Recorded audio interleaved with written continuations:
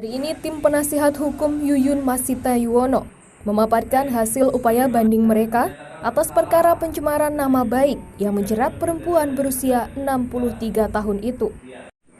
Luka Fardani, penasihat hukum Yuyun Masita mengatakan, berdasarkan putusan nomor 562 Pengadilan Tinggi Surabaya, hakim menyatakan tidak sependapat dengan putusan tingkat pertama dengan berbagai pertimbangan. Di antaranya bukti, keterangan saksi dan keterangan 4 orang ahli. Sehingga unsur dakwaan penuntut umum dalam pasal 27 ayat 3 Undang-Undang ITE terhadap warga Kelurahan Pakelan itu tidak terbukti secara sah. Sehingga pemilik depot Mirasa 2 di Jalan Hayam Wuruk, Kota Kediri tersebut dinyatakan bebas murni. Putusan Pengadilan Tinggi Surabaya, ini putusan nomor 562/Pit-Sus-2021 PT SBY, memang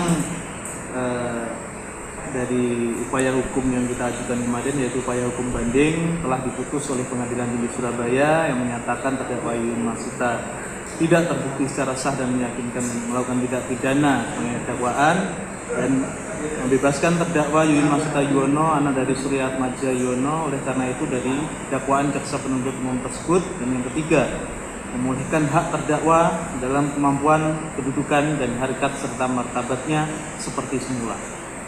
Pertimbangan hakim seperti apa, Mas? Secara singkat. Baik, jadi secara singkat, Majelis Hakim Pengadilan Tinggi Surabaya tidak sependapat dengan pertimbangan Majelis Hakim tingkat pertama, di mana dari beberapa unsur dari ketentuan pasal 27 ayat 3 itu dipertimbangkan oleh Pengadilan Tinggi Surabaya. Yang pertama, unsur sengaja unsur sengaja itu dipertimbangkan oleh Pengadilan Tinggi Surabaya bahwa itu tidak terpenuhi.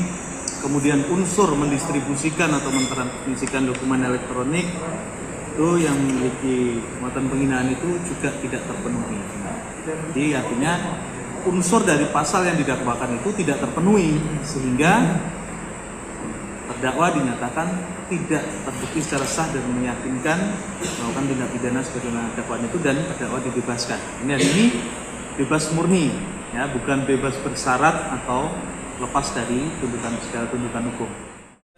Sebelumnya Yuyun Masita dilaporkan oleh Wijayanto Setiawan atas dugaan pencemaran nama baik yang dilakukannya melalui sebuah grup percakapan WhatsApp milik sebuah organisasi sosial. Yuyun kemudian dilaporkan oleh Wijayanto ke Polres Kediri Kota.